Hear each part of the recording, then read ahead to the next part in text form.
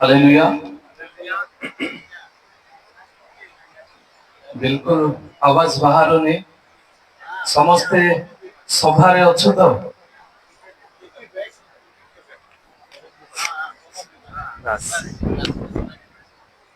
कहवा कि हालेलुया प्रभु को महानामर गौरव हो प्रभु को मो विशेष धन्यवाद दिए यही महत अवकाश निमंते सही परि भाबरे स्थानीय आयोजक मंडली अर्थात बड़खिंगा बाप्टिस्ट मंडली मोदी नक्षत्र को एक सुंदर अवकाश देथिबा हेतु स्थानीय मंडली गतिरे मध्य मो विशेष धन्यवाद अटे। स्थानीय मंडलीर प्रिय प्रभुंकर दास पालक महोदय सेपरी वेदिस्थित प्रिय प्रभुंकर अभिषिक्त जन एवं समस्त प्रभुंकर दास दासी सभारे उपस्थित समस्त को प्रभु जीशु बहुमूल्य नाम नमस्कार जनाए प्रत्येक को नमस्कार समस्ते कहवा कि नमस्कार। आम मान परमेश्वर महान परमेश्वर वाक्य लेखा जाए जो स्थान परमेश्वर उपस्थिति से स्थान आनंद परिपूर्ण एक स्थान अटे। हालेलुया।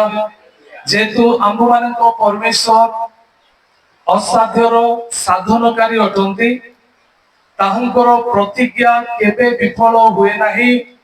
परमेश्वर कहिले जो स्थान रे दुई किंबा तीन मो नाम रे एकत्रित से स्थान रे मु विद्यमान रहिबी अर्थात आज नितांत परमेश्वर एई स्थान रे आम्भ मानक सहित अछंती। प्रिय माने परमेश्वर आत्मा अटंती आउ से आम्भ मानक मध्य रे विचरण करंती जेउ माने जागृतर सहित परमेश्वर ठारे समर्पण पूर्वक बसंती केवल से माने परमेश्वर आशीर्वाद को पाइबे। जेउ माने इतस्तत हेउथिबे एने तेने भ्रमण करुथिबे सेमानक पाई नुह तेणु करी आसु आम परमेश्वर नितांत आज आम मान मध्य उपस्थित अछंती तेणु करी अति जागृत रे आमे मनोयोग पूर्वक बसिबा। पुनर्बार आमे सेई महान परमेश्वर ई प्रकार महान से कोनोसी भौगोलिक सीमा मध्य रे आबद्ध नुहंती। आम मानक परमेश्वर सारा विश्वर परमेश्वर त्रिभुवनर परमेश्वर आसतु परमेश्वर समस्ते आमे जेते अच्छु समस्ते आमे हालेलुया कहि तांकर गौरव करिबा। समस्ते कहंतु हालेलुया हालेलुया बोलो यीशु मसीह की आमेन। आसतु आमे संक्षिप्त रे प्रार्थना करू करू आजिर वाक्य आडको आमे अग्रसर हेबा। स्वर्गस्थ पिता धन्यवाद दूचु तुम्हें जे वाक्य रूपी परमेश्वर आपनार वाक्य पठाई खंड खंड अस्थि को ही तुम्हें सजीव करे ठिया कराइबा परमेश्वर प्रार्थना करूछु तुम्हें दया करी एई परिवेश को यीशु नाम रे तुम्हें सूची पवित्र करो। एई परिवेश को तुम्हें आपनार नियंत्रण रे रखो। समस्त विशृंखलार शक्ति को आमे यीशु नाम रे दूर करूछु। स्वर्गस्थ पिता तुम्हें विचरण करो प्रति आत्मा को तुम्हें नियंत्रण करो। तुम्हें अपनार वाक्य दे आमे समस्त को आशीर्वाद युक्त करो। मोदी नक्षत्र तुम ठारे समर्पित हुए तुम्हें मो माध्यम रे प्रकाशित हो। धन्यवाद गौरव प्रशंसा केवल तुम्हको दे यीशु नाम रे मागुछु आमेन। समस्ते आमे बाहर करिबा प्रथम कोरिन्थियो तार 1 अध्याय 18 पद। प्रथम कोरिन्थियो तार 1 रो 18 प्राप्त हेउथिबा लोकमानक प्रति क्रूसर कथा मूर्खता मात्र किंतु परित्राण प्राप्त हेउथिबा आम्भमानक प्रति ताहा ईश्वरक शक्ति अटे। ओके समस्ते जेते को आमे बाइबल आनिछु आमे समस्ते पुनर्बार एक स्वर रे पाठ करिबा। जेते जण आमे बाइबल आनिछु बा जहार मुखस्थ अच्छे पद समस्ते आमे कहबा प्रथम कोरिन्थियो 1 अध्याय 18 पद समस्ते बाहर कले यस सो आमे समस्ते समस्ते ही पद को पाठ करिबा रेडी 1 2 3 गो कारण विनाश प्राप्त हेउथिबा लोकमानक प्रति क्रूसर कथा मूर्खता मात्र किंतु परित्राण प्राप्त हेउथिबा आम्भमानक प्रति ताहा ईश्वरक शक्ति अटे साधु पाउल परमेश्वर को बा प्रभु यीशु ख्रीष्ट को ग्रहण करू करू सेवा कार्य जेतेबेले आरंभ कले साधु पाउलଙ୍କ सेवा कार्य रे अनेक हजात्म मानक लाभ कले साधु पाउल अनेक मंडली स्थापन कले नूतन नियम रे जेतेक पुस्तक अछि प्राय तार अधा पुस्तक साधु पाउल लिखिले अर्थात 13 गोटी पुस्तक साधु पाउल आउ से लेखु लेखु प्रभु यीशु ख्रीष्ट को से केंद्रित स्थान देले ताहांकर सुसमाचार कार्य एवं सेवा कार्य रे प्रभु यीशु ख्रीष्ट जे क्रूस रे हत अटंती एवं से जे पुनरुत्थित अटंती एई परी क्रूसार्पित एवं पुनरुत्थित यीशु को से केंद्र स्थान दे तांको सेवा कार्य रे प्रकाश करंती आमे हुए तो अनेक समय रे प्रभु यीशु ख्रीष्ट को की परी आमे उपस्थापन करिथाउ यीशु ख्रीष्ट को हुए तो जने सुस्थकारी भाव रे आमे उपस्थापन करू यीशु ख्रीष्ट को आशीर्वाद देबा ईश्वर भाव रे उपस्थापन करू यीशु ख्रीष्ट को सत्य जीवंत ईश्वर भाव रे उपस्थापन करू यीशु ख्रीष्ट को जने मंगलकारी ईश्वर भाव रे उपस्थापन करू किंतु जेतेबेले साधु पाउलଙ୍କ कथा आसुची साधु पाउलଙ୍କ सेवा कार्य रे सुसमाचार प्रचार रे साधु पाउल यीशु ख्रीष्ट को से जे क्रूसार्पित एवं पुनरुत्थित यीशु अटंती एहा से उपस्थापन करंती प्रिय भाई भौणी माने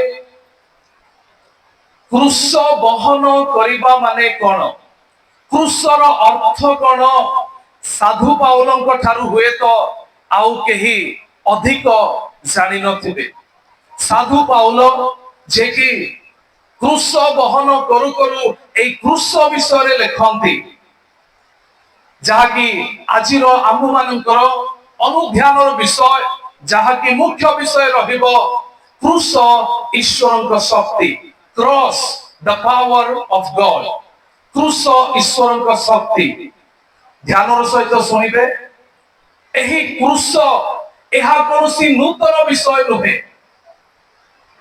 प्रभु यीशु ख्रीष्टଙ୍କ क्रूसार्पित हेबा पूर्वरु मध्य एही क्रूसर विषय रहिथिला जहा कि आमे माने देखु यीशु ख्रीष्ट क्रूस रे हत हेबा अनेक समय पूर्वरु तांको शिष्य मानको ए क्रूस विषय रे कहिले माथ्यू तार 16 अध्याय 24 पद रे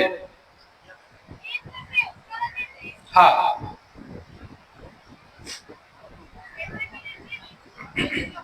माथ्यू 16:24 सेतेबेले यीशु आपना शिष्य मानको कहिले केहि जेबे मोहर अनुगामी हेबाकू इच्छा करे तेबे से आपना को अस्वीकार करू पुनी आपना क्रूस घेनी मोहर अनुगमन करू पुनी आपना क्रूस घेनी मोहर अनुगमन करू यीशु ख्रीष्ट क्रूस रे हत हेबा पूर्वरु ही आपना शिष्य मानको ए क्रूस विषय रे कहंती जदि केही मोहर अनुगमन करिबा पई चाहे तेबे से प्रथमे अपना क्रूस घेनी से मोहर अनुगमन करू क्रूस जिहुदी मानक पाई एहा अभिशप्तर विषय थिला क्रूस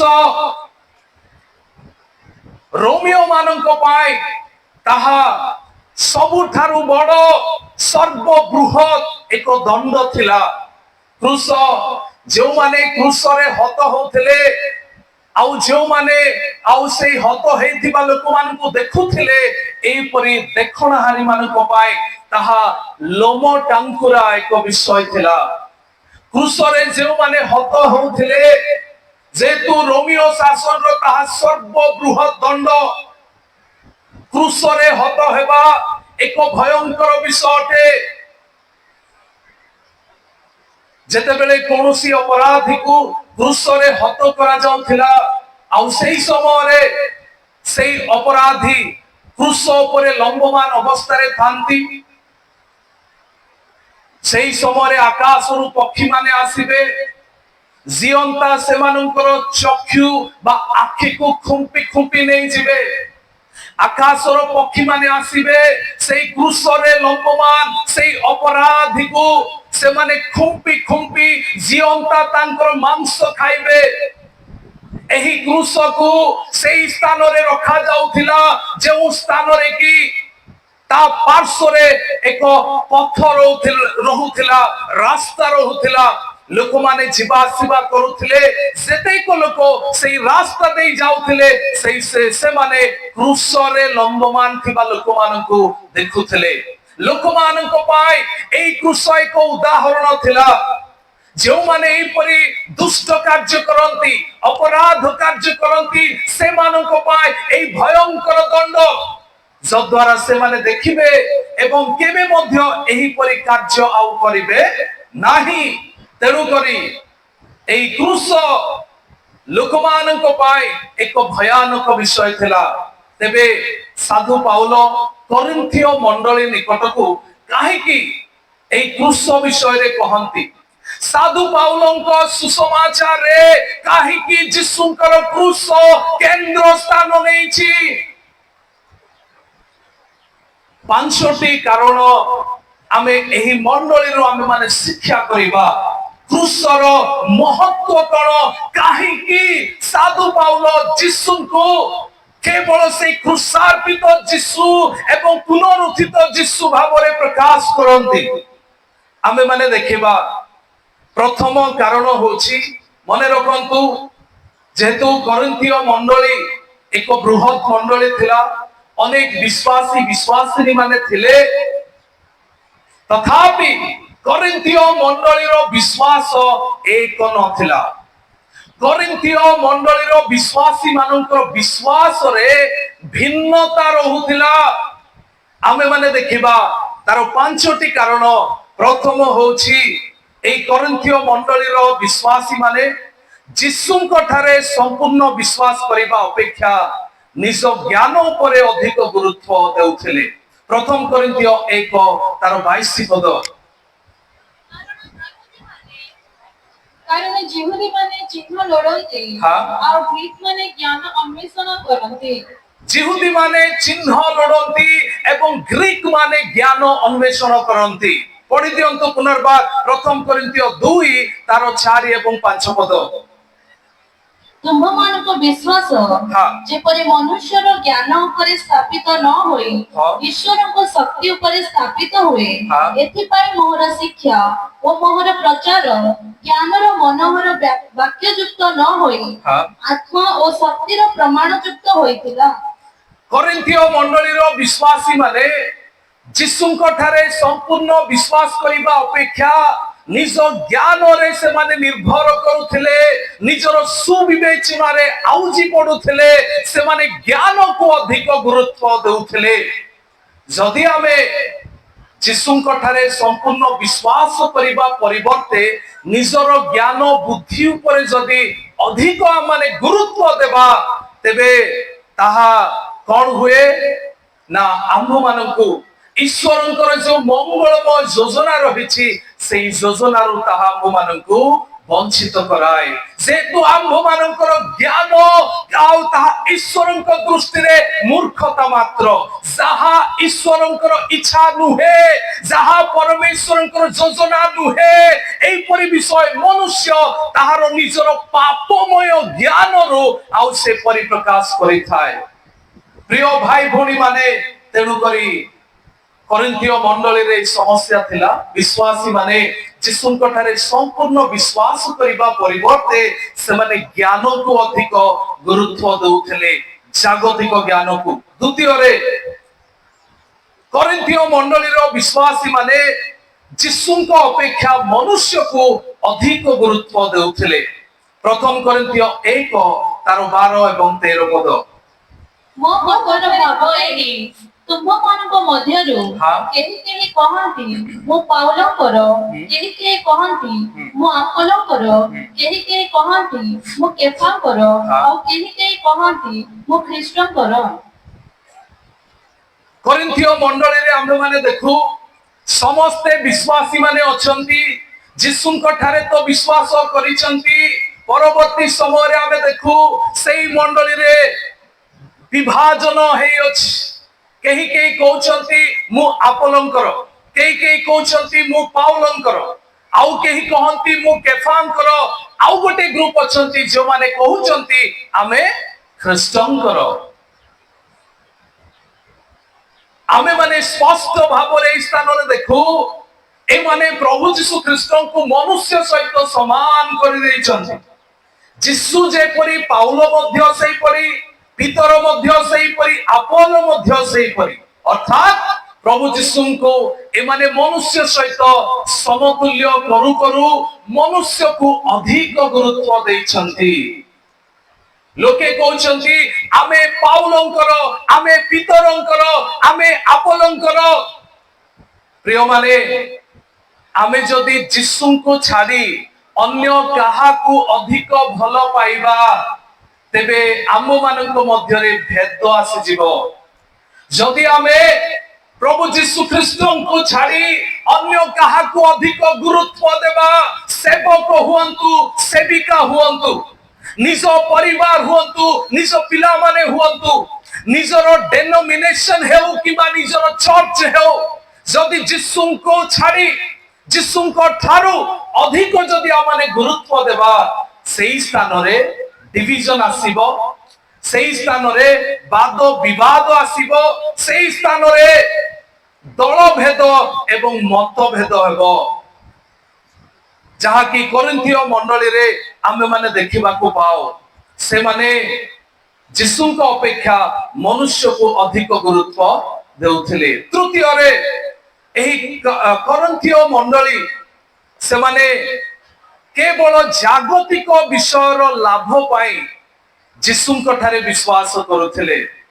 ପଢନ୍ତୁ ପ୍ରଥମ କରିନ୍ଥିୟ 15:19। ହଁ। ଆମେ ମାନେ ଖ୍ରୀଷ୍ଟଙ୍କ ଠାରେ ଭରସା ରଖିଅଛୁ, ତେବେ ସମସ୍ତ ମନୁଷ୍ୟଙ୍କ ଠାରୁ ଆମେ ମାନେ ଦୁର୍ଭାଗ୍ୟ। ଶୁଣନ୍ତୁ, ମଣ୍ଡଳୀରେ ଅନେକ କେବଳ ଜାଗତିକ କ୍ଷଣିକ ବିଷୟ ପାଇଁ ଯୀଶୁଙ୍କ ଠାରେ ବିଶ୍ୱାସ କରୁଥିଲେ। ସାଧୁ ପାଉଲ ଏହି ବିଷୟକୁ ଆଉ ସେ ଟାର୍ଗେଟ କରିକି କହୁଅଛନ୍ତି, ଯଦି କେହି କେବଳ ଏହି ଜଗତ ପାଇଁ ଯୀଶୁଙ୍କ ଠାରେ ବିଶ୍ୱାସ କରୁଅଛି ତେବେ ତା ଠାରୁ ଦୁର୍ଭାଗା ଆଉ କେହି ନୁହନ୍ତି। ଯଦି ଆମେ ମାନେ କେବଳ ଜଗତ ପାଇଁ କଣ ଖାଇବା, କଣ ପିଇବା, କଣ ପିନ୍ଧିବା, କେମିତି ସୁଖ ସ୍ୱାଚ୍ଛନ୍ଦ୍ୟରେ ରହିବା, କେବଳ ଏତିକି ପାଇଁ ଯଦି ଆମେ ଯୀଶୁଙ୍କ ଠାରେ ବିଶ୍ୱାସ କରୁଅଛୁ ତେବେ ବାସ୍ତବରେ ଆମେ ଦୁର୍ଭାଗା ଅଟୁ, ଯେହେତୁ ପ୍ରଭୁ ଯୀଶୁଙ୍କର ମିଶନ ଏହା ନୁହେଁ। ଯୀଶୁଙ୍କର ମିଶନ ଏହି ପାପମୟ ଜଗତରୁ ଆମକୁ କାଢି ଅନନ୍ତକାଳୀନ ସ୍ୱର୍ଗ ରାଜ୍ୟରେ ପ୍ରବେଶ କରାଇବା।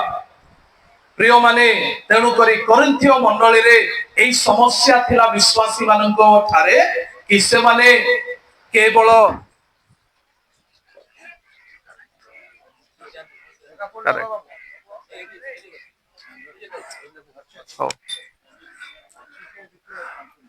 ଓକେ, ହଉ ଠିକ ଅଛି।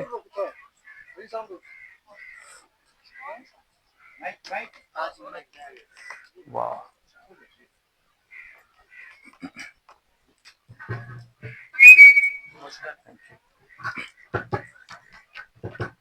ହାଲେଲୁୟା। ଟିକେ ପଛପଟରୁ କୁହନ୍ତୁ ହାଲେଲୁୟା। ତିନୋଟି ବିଷୟ ଆମେ ଦେଖିଲୁ। ସେହିପରି ଚତୁର୍ଥ ବିଷୟ ହେଉଛି କରିନ୍ଥିୟ ମଣ୍ଡଳୀରେ ସେମାନେ ଯୀଶୁଙ୍କ ତ ବିଶ୍ୱାସ କରୁଥିଲେ କିନ୍ତୁ ଯୀଶୁଙ୍କର ପୁନରୁତ୍ଥାନ ରେ ବିଶ୍ୱାସ କରୁନଥିଲେ।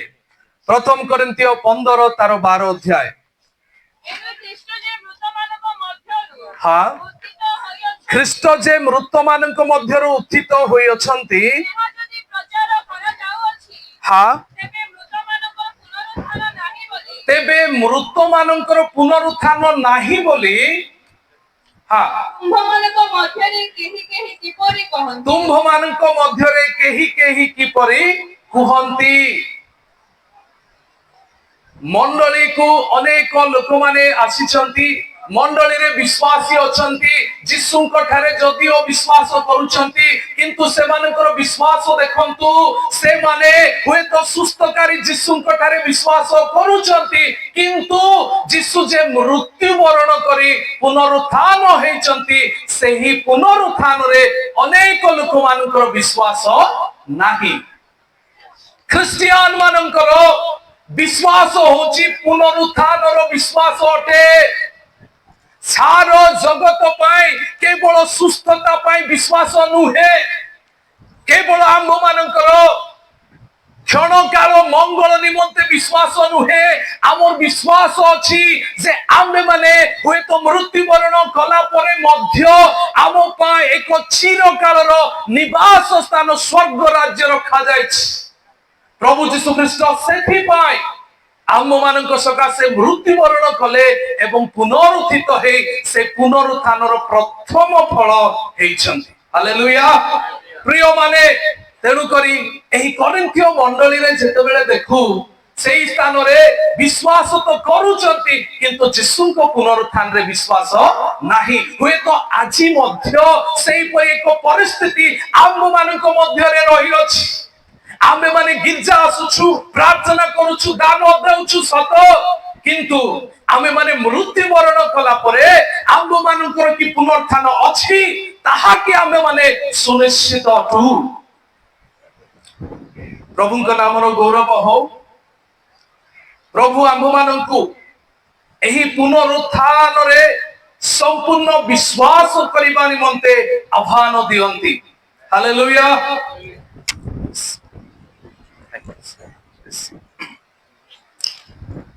ପଞ୍ଚମ ବିଷୟ ଆମେ ମାନେ ଦେଖିବା, ଏହି କରିନ୍ଥୀୟ ମଣ୍ଡଳୀ ସେମାନେ ଶାରୀରିକ ମନା ବିଶ୍ୱାସୀ ଥିଲେ। ପ୍ରଥମ କରିନ୍ଥୀୟ ତାର 3 ଅଧ୍ୟାୟର 3 ପଦ। ଯେଣୁ ଏ ପର୍ଯ୍ୟନ୍ତ ତୁମ୍ଭେ ମାନେ ଶାରୀରିକ ଅଟ।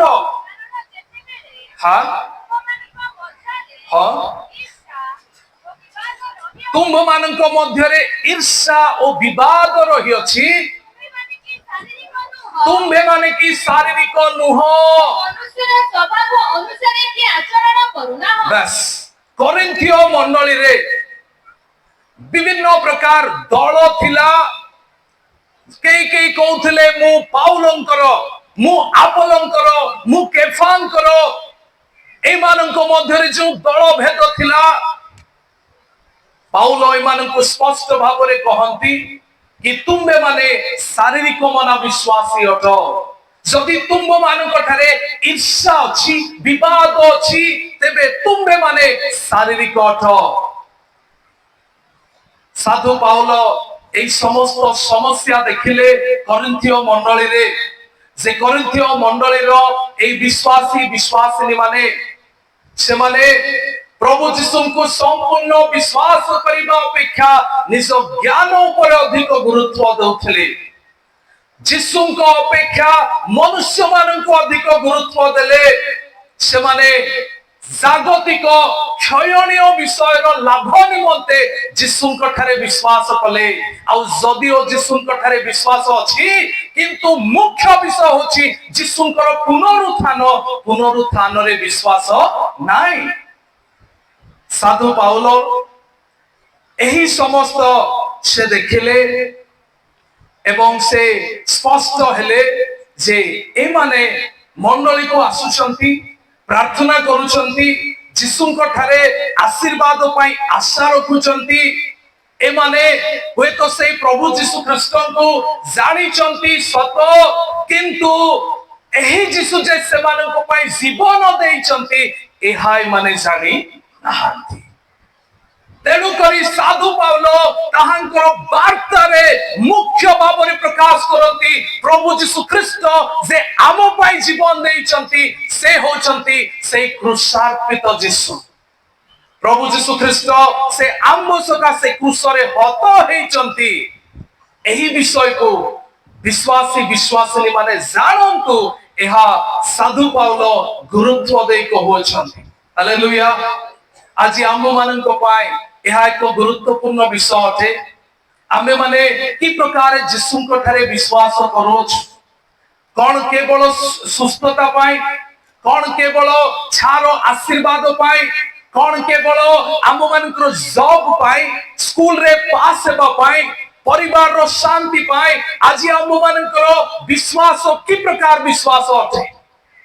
ଆମେ ମାନେ କଣ ହୃଦୟଙ୍ଗମ କରିଅଛୁ ଯେ ମୋ ପାଇଁ ପ୍ରଭୁ ଯୀଶୁ ଖ୍ରୀଷ୍ଟ କ୍ରୁଶରେ ହତ ହେଇଛନ୍ତି, ଯୀଶୁ ମୋ ପାଇଁ କ୍ରୁଶାର୍ପିତ ହେଲେ ଏବଂ ସେ ପୁନରୁତ୍ଥିତ ହେଇଛନ୍ତି। ପ୍ରଭୁଙ୍କର ବାକ୍ୟ ଆମମାନଙ୍କୁ କହେ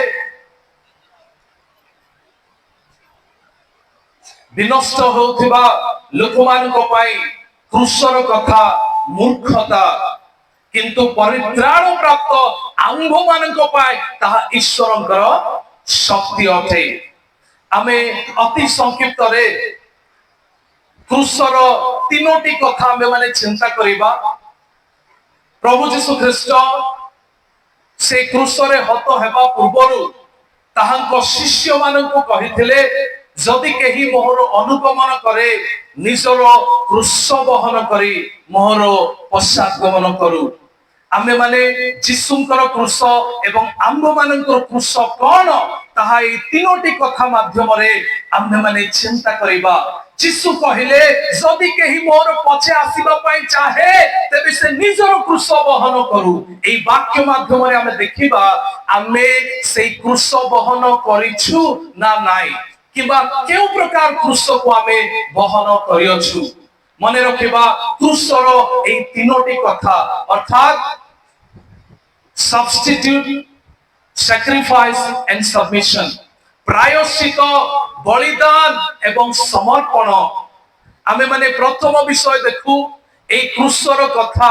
କ୍ରୁଶ ମାନେ କଣ? ପ୍ରଥମ ବିଷୟ ହଉଛି ସବଷ୍ଟିଟ୍ୟୁଟ୍ ବା ପ୍ରାୟଶ୍ଚିତ, ଯାହାକି ପ୍ରଥମ ପିତର ତାର 2 ଅଧ୍ୟାୟ 26 ପଦ ଲେଖାଯାଏ। ପଢି ଦିଅନ୍ତୁ। आम्ही माने जेपरी पाप प्रति मृत होई धार्मिकता निमंते जीवन यापन करू एथि निमंते से आपे क्रूस उपरे निज शरीर रे आम्भ मानकर समस्त पाप बहन कले ताहांको प्रहार रे तुम्ही माने सुस्थ होयछ। ପ୍ରାୟଶ୍ଚିତର ଅର୍ଥ କହିଲେ ଜଣଙ୍କର ଅପରାଧ ସକାଶେ ଆଉ ଜଣେ ତାହାର ମୂଲ୍ୟ ଦେଉଛନ୍ତି, ଅର୍ଥାତ୍ ଜଣଙ୍କର ଜାଗାରେ ଆଉ ଜଣେ। କହିବାର ମାନେ ହଉଛି ପ୍ରିୟ ମାନେ ଆମେ ସମସ୍ତେ ଦୁର୍ଦ୍ଦାନ୍ତ ପାପୀ ମନୁଷ୍ୟ ଅଛୁ। ଆମ୍ଭ ମାନଙ୍କ ପାଇଁ ସର୍ବ ଆଉ ବୃହତ ଦଣ୍ଡ ସେଇ ଅଭିଶପ୍ତର ଦଣ୍ଡ ଅର୍ଥାତ୍ ସେଇ କ୍ରୁଶ ତାହା ଆମ୍ଭ ମାନଙ୍କ ପାଇଁ ତାହା ଯୋଗ୍ୟ ଅଟେ ବା ଆମେ ସେଇ କ୍ରୁଶ ପାଇଁ ଯୋଗ୍ୟ। କ୍ରୁଶରେ ଆମେ ଝୁଲିବା କଥା, ଆମ ମସ୍ତକ ଉପରେ ସେଇ କଣ୍ଟାର ମୁକୁଟ ପିନ୍ଧିବା କଥା। କ୍ରୁଶ ଆମ ପାଇଁ, ଆମେ କ୍ରୁଶ ପାଇଁ ଯୋଗ୍ୟ, କିନ୍ତୁ ଧନ୍ୟ ସେଇ ପରମେଶ୍ୱର ତାହାଙ୍କର ପ୍ରେମ ଯେ କି ସେଇ କ୍ରୁଶରୁ ଆମମାନଙ୍କୁ ହଟେଇ ଦେଲେ ଆମ ଜାଗାରେ ଯୀଶୁ ଖ୍ରୀଷ୍ଟ ସେଇ କ୍ରୁଶରେ ଲମ୍ବମାନ ହେଲେ।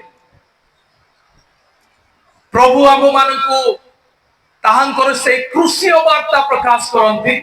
ପ୍ରଭୁ ଯୀଶୁ ଖ୍ରୀଷ୍ଟ କ୍ରୁଶ ସେ ଲମ୍ବମାନ ହେଲା ପରେ ମଧ୍ୟ ଦେଖନ୍ତୁ ପ୍ରଭୁ ଯୀଶୁ ଖ୍ରୀଷ୍ଟ କିପରି ଆମ ମାନଙ୍କ ନିମନ୍ତେ ମନୋଯୋଗୀ ଅଟନ୍ତି। ଲୁକ ତାର 23 ଅଧ୍ୟାୟ 27-28 ପଦ ଆମେ ଦେଖୁ। ଚେଷ୍ଟା କରିବା ଆମେ ଶୀଘ୍ର ଶୀଘ୍ର ସାରିବା ପାଇଁ।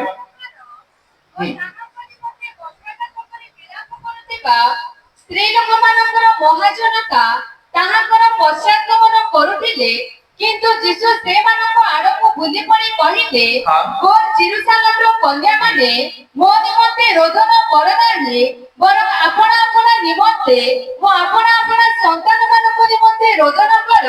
କାରଣ ଦେଖ, ଯେଉଁମାନେ ବନ୍ଧ୍ୟା, ପୁଣି ଯେଉଁମାନେ କେବେ ବି ଗର୍ଭବତୀ ହୋଇନାହାନ୍ତି ଓ ସ୍ତନ୍ୟପାନ କରାଇ ନାହାନ୍ତି, ସେମାନଙ୍କୁ ଲୋକେ ଯେତେବେଳେ ଧନ୍ୟ ଧନ୍ୟ ବୋଲି କହିବେ। এই স্থাନରେ ଆମେ ମାନେ ଦେଖୁ ଯୀଶୁ ଖ୍ରୀଷ୍ଟ ଯେ କି କରୋନା ପ୍ରହାରିତ ଅତ୍ୟନ୍ତ ଯନ୍ତ୍ରଣାଦାୟକ ଅବସ୍ଥାରେ ଅଛନ୍ତି। ଯୀଶୁଙ୍କ ପାଇଁ କାନ୍ଦୁଥିବା ମା ମାନଙ୍କୁ ଦେଖି ଯୀଶୁ ସେମାନଙ୍କ ପାଇଁ ଚିନ୍ତା କରୁଛନ୍ତି। ନିଜେ କଷ୍ଟରେ ରହି ମଧ୍ୟ ଅନ୍ୟମାନଙ୍କ ପାଇଁ ଚିନ୍ତା କରନ୍ତି। ଲୁକ ତାର 23 ଅଧ୍ୟାୟ 34 ପଦରେ ଲେଖାଯାଏ, ଯାହାକି ଯୀଶୁଙ୍କର କ୍ରୁଶର ସେଇ ପ୍ରଥମ ବାଣୀ, ହେ ପିତା, ଏମାନେ କଣ କରୁଅଛନ୍ତି ଜାଣନ୍ତି ନାହିଁ, ଏମାନଙ୍କୁ କ୍ଷମା କର।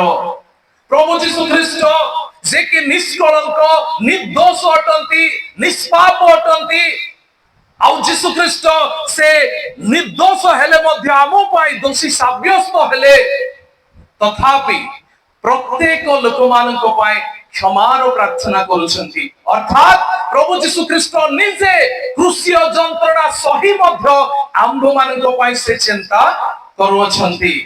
ପ୍ରିୟମାନେ, ଆମ୍ଭମାନଙ୍କୁ ଆଜି ପରମେଶ୍ୱରଙ୍କର ଏହି ବାକ୍ୟ ପ୍ରକାଶ କରେ ଯେ ଆମେ ଯଦି ଏହି କ୍ରୁଶ ବହନ କରିଅଛୁ, ତେବେ ଏହାର ଅର୍ଥ ହେବ ଯେ ଆମେ ଅନ୍ୟମାନଙ୍କ ପ୍ରତି କିପରି ମନୋଯୋଗୀ ଅଟୁ। ପ୍ରଭୁ ଯୀଶୁ ଖ୍ରୀଷ୍ଟ କ୍ରୁଶରେ ହତ ହେଇ ଆମ ଜାଗା ସେ ନେଲେ, ଆମ ପାଇଁ ସେ ଚିନ୍ତା କଲେ। ଆଜି ଆମ୍ଭେ ମାନେ କେତେ ପରିମାଣରେ ଅନ୍ୟମାନଙ୍କ ପାଇଁ ଆମେ ଚିନ୍ତା କରୁଅଛୁ, ଆମେ ଅନ୍ୟମାନଙ୍କ ପାଇଁ କିପରି ମନୋଯୋଗୀ ଅଟୁ, ତାହା ଆଜି କ୍ରୁଶ ଆମ୍ଭମାନଙ୍କୁ ପ୍ରକାଶ କରୁଅଛି। ଏହି କ୍ରୁଶର କଥା ଆମ୍ଭମାନଙ୍କୁ ପ୍ରକାଶ କରେ।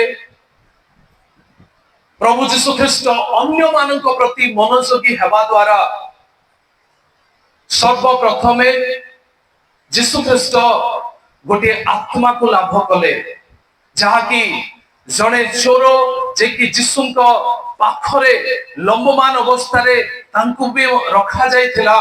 ଆଉ ଦୁଇ ଚୋର ମଧ୍ୟରେ ଜଣେ ଚୋର ଯେ କି ଦେଖୁଛନ୍ତି ଯୀଶୁଙ୍କର ସ୍ୱଭାବ, ଯୀଶୁ କିପରି ଭାବରେ ଅନ୍ୟମାନଙ୍କ ପାଇଁ ମନୋଯୋଗୀ ଅଟନ୍ତି। ଆଉ ସେଇ ଚୋର ମଧ୍ୟ ନିଜର ପାପକୁ ସ୍ୱୀକାର କଲେ। ସେ କହିଲେ, ଆମେ এই କ୍ରୁଶ ପାଇଁ ଯୋଗ୍ୟ, କିନ୍ତୁ ଏ ଆଉ ନିର୍ଦୋଷ ଅଟନ୍ତି।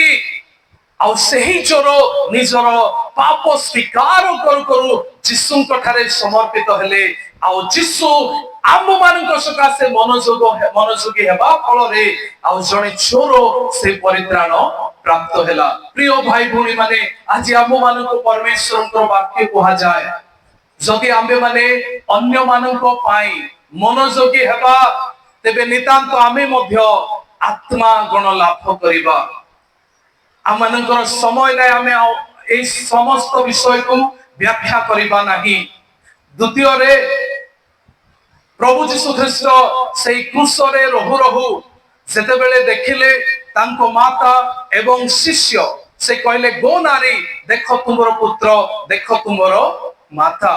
ସେହି କ୍ଷଣି ସେହି ଶିଷ୍ୟ ମାତାଙ୍କୁ ଘେନି ତାଙ୍କ ଗୃହକୁ ଗଲେ। ଅର୍ଥାତ୍ ପ୍ରଭୁ ଯୀଶୁ ଖ୍ରୀଷ୍ଟ ଏକ ନୂତନ ସମ୍ପର୍କକୁ ସେ ପାଇଲେ। ଆଜି ଆମ୍ଭମାନଙ୍କ ପାଇଁ ପରମେଶ୍ୱରଙ୍କର ବାକ୍ୟ, ଯେତେବେଳେ ଆମେ କ୍ରୁଶ ବହନ କରିଅଛୁ ବୋଲି କହୁ, ତେବେ ଆମ୍ଭେମାନେ ଯଦି ଅନ୍ୟମାନଙ୍କ ପ୍ରତି ମନୋଯୋଗୀ ହେବା, ଆମ୍ଭେମାନେ ମଧ୍ୟ ନୂତନ ନୂତନ ସମ୍ପର୍କ ଲାଭ କରିପାରିବା। ହାଲେଲୁୟା। ସେହିପରି ଭାବରେ କ୍ରୁଶର ଦ୍ୱିତୀୟ କଥା ହେଉଛି ସାକ୍ରିଫାଇସ୍ ବା ବଳିଦାନ। ଏଫେସିୟ 5 ଅଧ୍ୟାୟ 2 ପଦ ଶୀଘ୍ର ପଢନ୍ତୁ। ତୁମମାନଙ୍କୁ ପ୍ରେମ କଲେ, ପୁଣି ଆମ୍ଭମାନଙ୍କ ନିମନ୍ତେ ଈଶ୍ୱରଙ୍କ ଉଦ୍ଦେଶ୍ୟରେ ସୁଗନ୍ଧି ନୈବେଦ୍ୟ ଓ ବଳି ସ୍ୱରୂପେ ଆପଣଙ୍କୁ ଉତ୍ସର୍ଗ କଲେ। ଆପଣଙ୍କୁ ସୁଗନ୍ଧି ନୈବେଦ୍ୟ ବଳି ସ୍ୱରୂପେ ଉତ୍ସର୍ଗ କଲେ।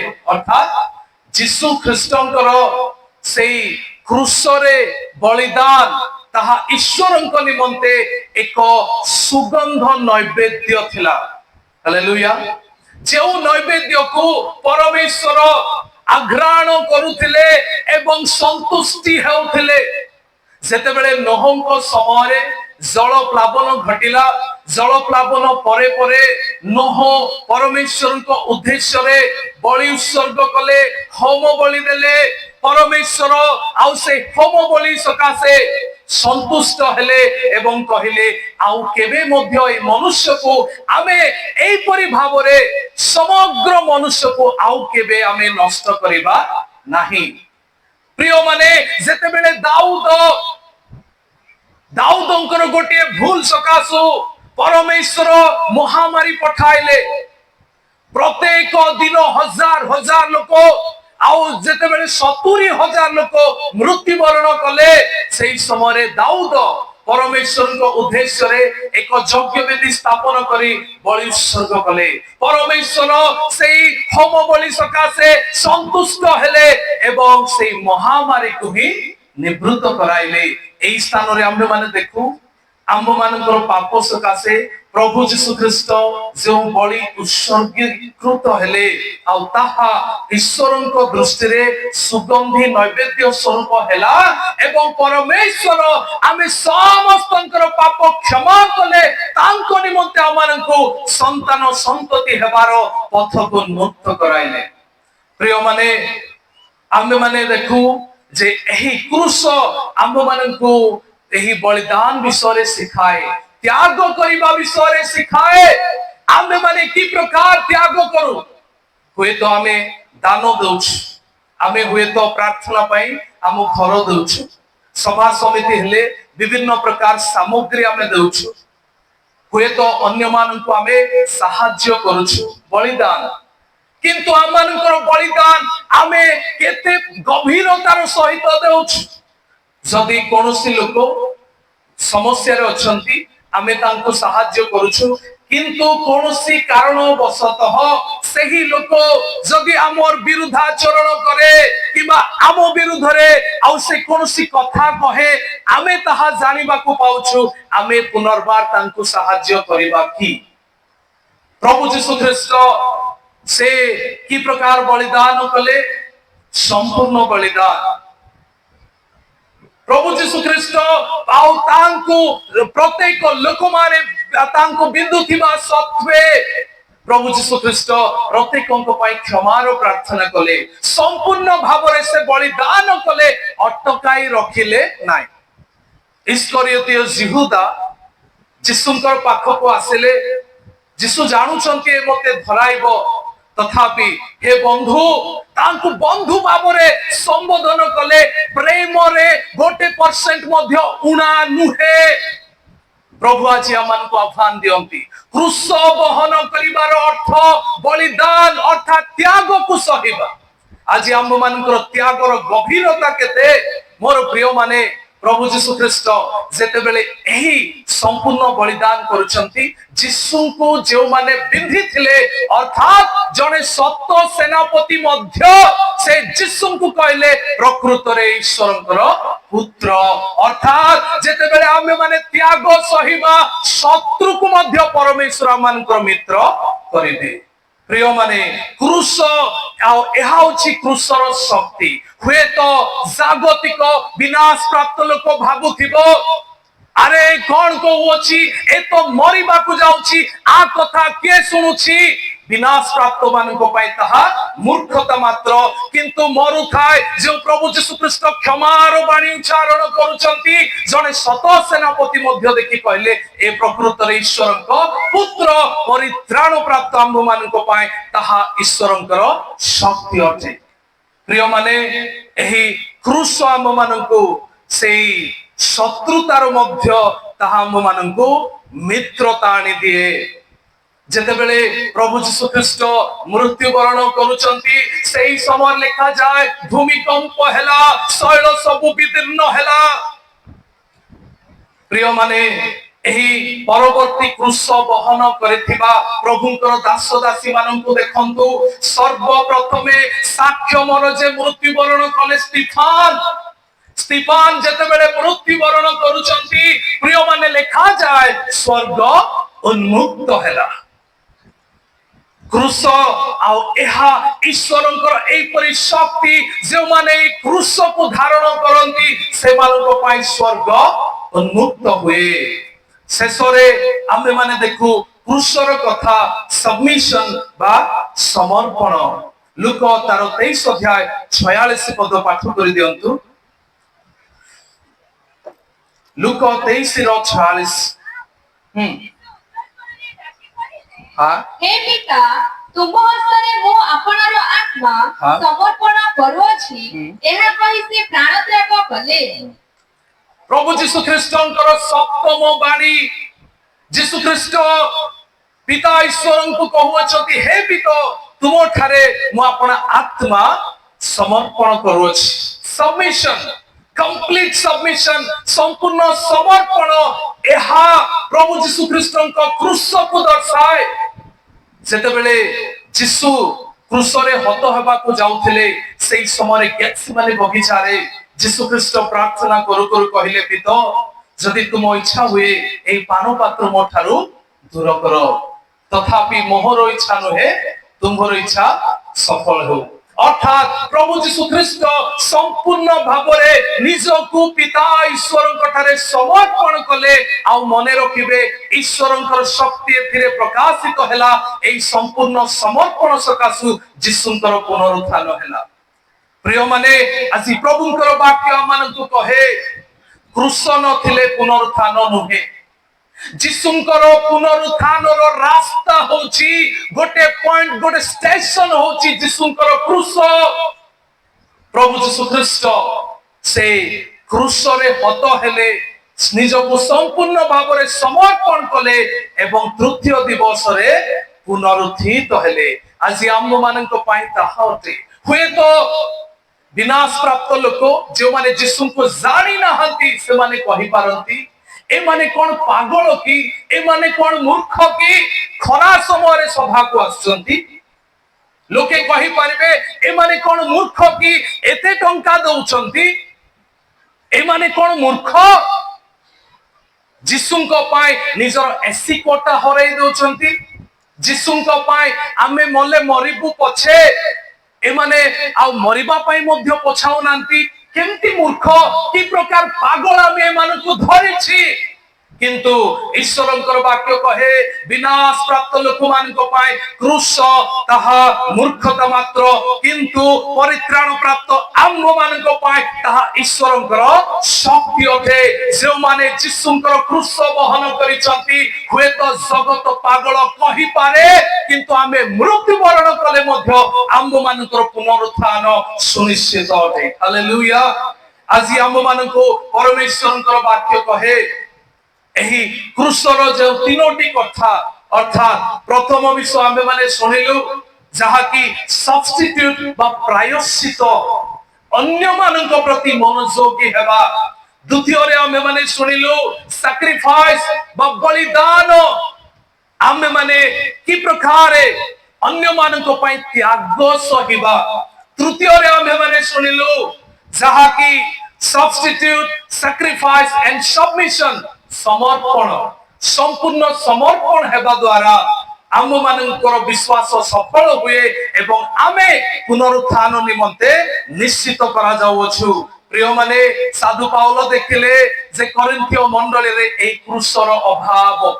ବିଶ୍ୱାସୀ ମାନେ ଯଦିଓ ବିଶ୍ୱାସ କରୁଛନ୍ତି, ସେମାନଙ୍କର ବିଶ୍ୱାସ ସାର ଜଗତ ପାଇଁ, ସେମାନେ ପ୍ରାର୍ଥନା କରୁଛନ୍ତି, ଦାନ ଦେଉଛନ୍ତି, ତଥାପି କ୍ରୁଶ ସେମାନଙ୍କ ଠାରେ ଦେଖାଯାଉ ନାହିଁ।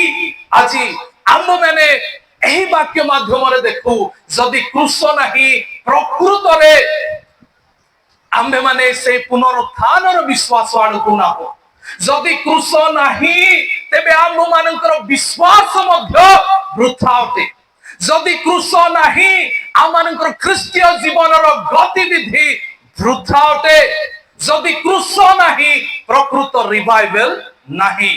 ଆମେ କେତେ ରିଭାଇଭେଲ ଉଦ୍ଦୀପନା ସଭା କରୁ, କେତେ ଆମେ ଶିଖୁଛୁ ମୋର ପ୍ରିୟ ମାନେ, କିନ୍ତୁ କ୍ରୁଶ ଯଦି ନାହିଁ ରିଭାଇଭେଲ ଆସିବ ନାହିଁ। ଆଜିକାଲି आमर युवा मान को हो बड़ मान को हो बहुत आमको पुश करबा को पड़े बारंबार कहबा को पड़े डाकुथिबार दिन राति आस टिके उपासना को आस प्रार्थना करिबा यह रिवाइवल नुहे रिवाइवल कौनसी प्रकार प्रेज एंड वर्शिप रे आसिकी गीत गाई देले नुहे मोर प्रिय माने आमे निज आत्मा पाई निजे ही दाय आम मानकु केही न डाकिले मध्य आमे आगो को आसीबार अछि एटा होछि रिवाइवल आमको केही किछि न कहले मध्य जिसुको पा आमे निजे उत्साह हेबार अछि एहा होछि आमानको रिवाइवल तेणु करी प्रभुଙ୍କର वाक्य आज आमानको कहे आमे क्रूस विषय रे जागृत हेबा क्रूस अर्थात एही क्रूस आम माननको त्याग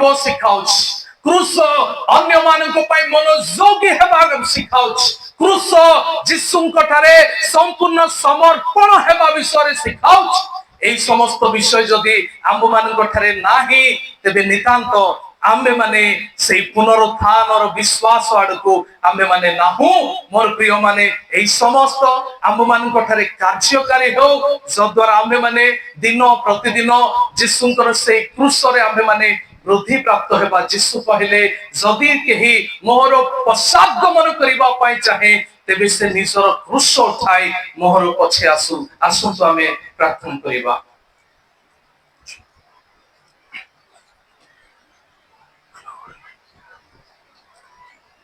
अनुरोध करे এই সময়ে শান্তিনগর মণ্ডলীর পালক মহোদয় আসিবে এবং প্রার্থনা করিবে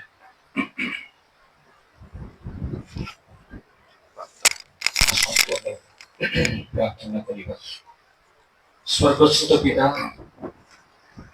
আমি तुम्हारी अनुग्रह सिंहासन निकटକୁ ଆସିଅଛୁ प्रभु এই ସମୟରେ तुम दासଙ୍କୁ तुमे ବ୍ୟବହାର କଲ क्रूसरे ଥିବା ଏକ महत्वपूर्ण विषय गुड़िक